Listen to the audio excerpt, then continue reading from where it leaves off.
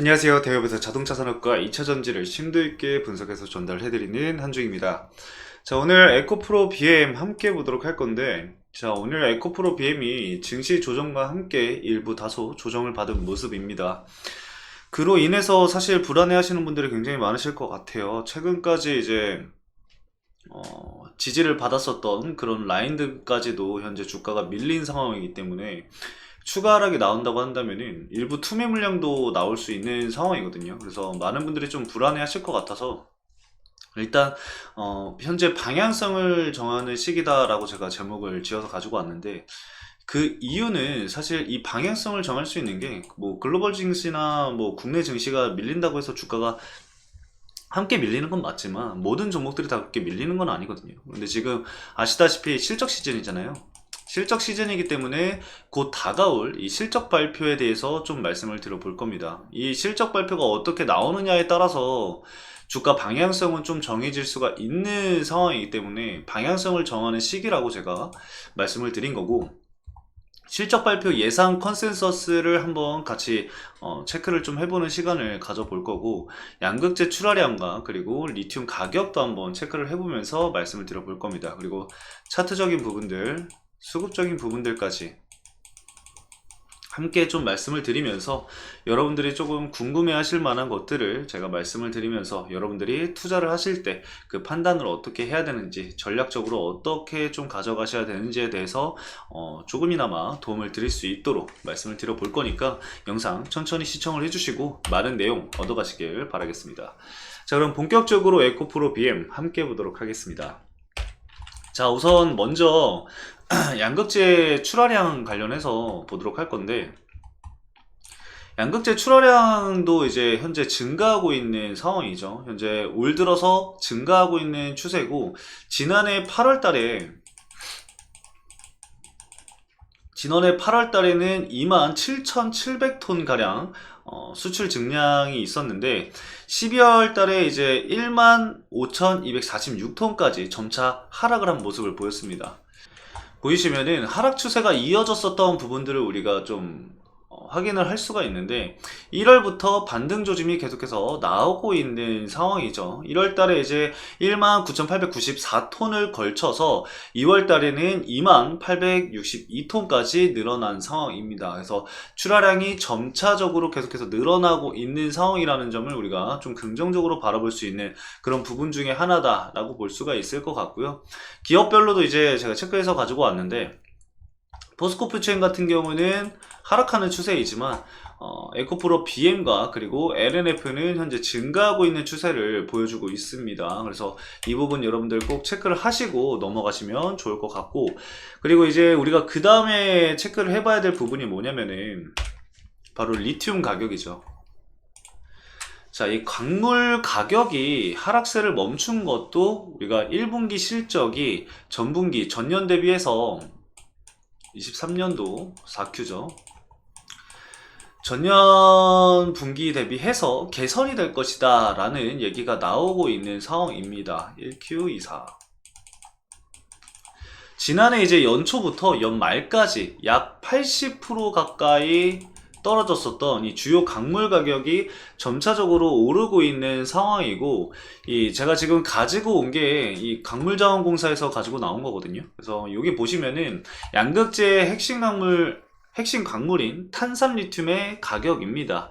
이 탄산리튬 가격을 보면 현재 킬로그램당 109.5위안을 유지를 하고 있는 상황입니다.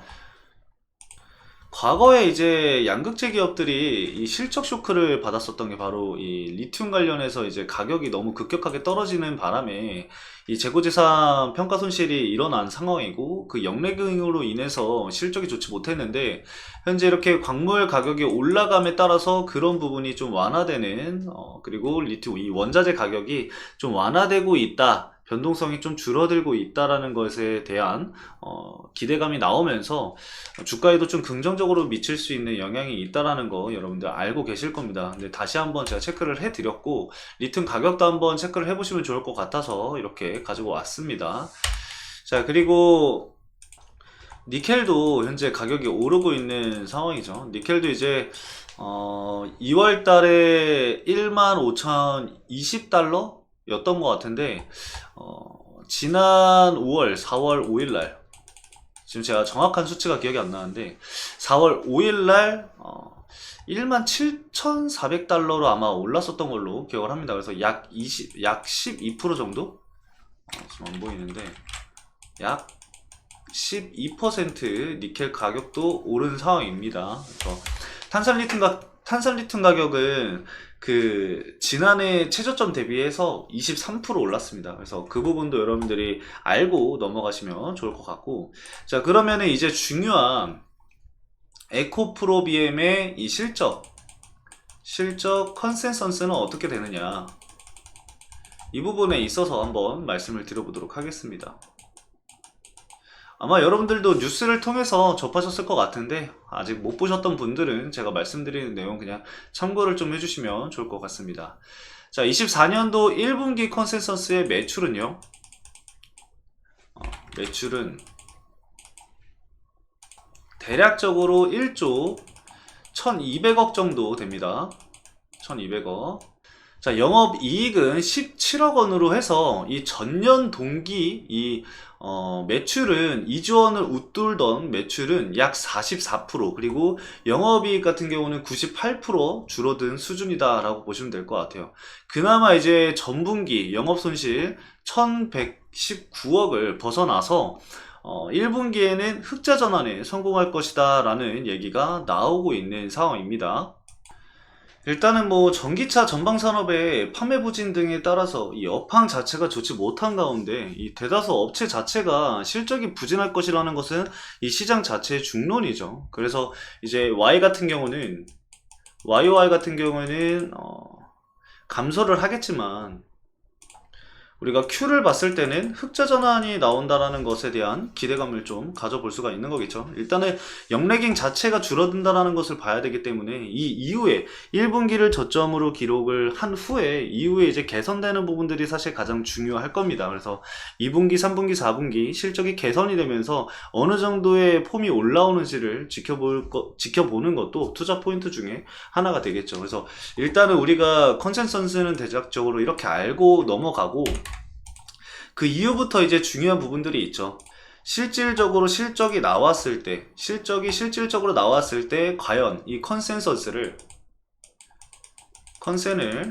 상회하느냐, 아니면은 엇비슷하게 나오느냐, 아니면은 하회하느냐, 이런 부분들이 좀 중요하겠죠. 어닝 쇼크냐 서프라이즈냐, 그런 부분인데, 만약에 쇼크가 나온다라고 한다면은 지금 보시면은 에코프로 BM 차트를 먼저 보도록 할게요. 자, 보시면은 241선을 이탈을 한 경우에는 계속해서 많았습니다. 하지만 481선을 좀 꾸준히 지켜주려고 했었던 패턴들이 계속해서 나왔었거든요. 그래서 해당 가격대들을 좀 꾸준히 지키려고 하는 모습들이 여태까지 나왔었기 때문에 지금도 이제 481선에 걸쳐 있는 상황이에요. 그래서 이 시점을 좀 지켜주는 게 사실상 가장 중요하다라고 좀 말씀을 드릴 수가 있을 것 같은데, 만약에 실적이 컨센 대비해서 시장이 기대했었던 컨센 대비해서 쇼크다, 더 낮게 나왔다 라고 한다면은 추가적인 하락은 또 나올 수 있습니다. 왜냐면 지금 글로벌 증시라던가 뭔가 시장의 상황이 좋지 못한 속에서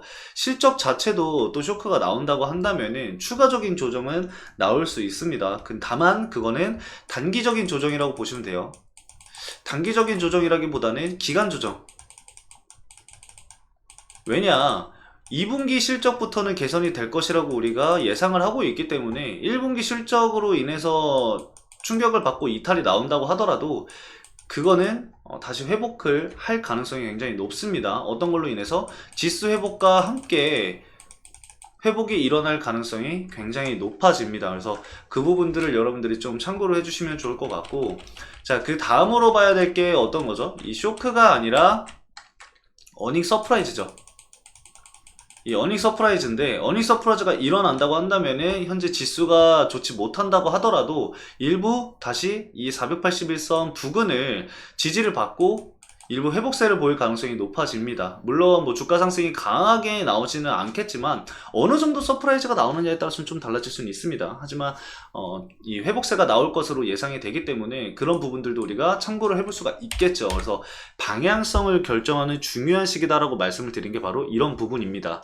일부 회복세가 나오게 된다라고 한다면은 꾸준히 저항을 받아왔었던 30만원 선까지를 좀 체크를 해볼 수가 있겠죠. 그래서 만약에 481선을 이탈하지 않는 선에서 좀 보여준다라고 한다면은 결과적으로는 481선 이 선인 대략적으로 22만원 아니면 21만원 22만원 부근에서부터 30만원까지의 이 가격 레인지가 형성이 된다는 점 참고하셔서 여러분들 대응 전략 세우시는데 도움이 되시면 좋을 것 같습니다. 최근에 외국인 수급이 크게 이탈 한번 나오고 다시 매수세가 유입이 되고 있지만 크게 좀 수급적인 부분에 있어서는 문제는 없어 보입니다. 그래서 이 부분은 제가 꾸준히 좀 추적을 해서 여러분들에게 말씀을 드려볼게요. 외국인 자금이 계속해서 이탈됐었던 건 맞습니다.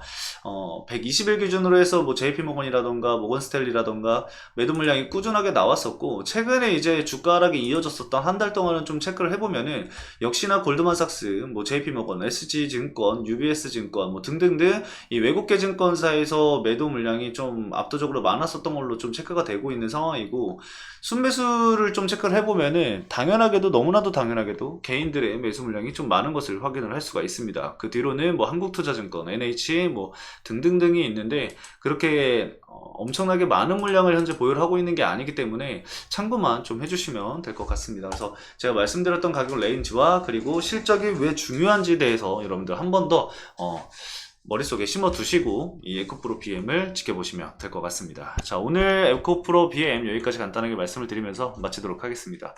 오늘도 시청해주신 여러분들 감사합니다.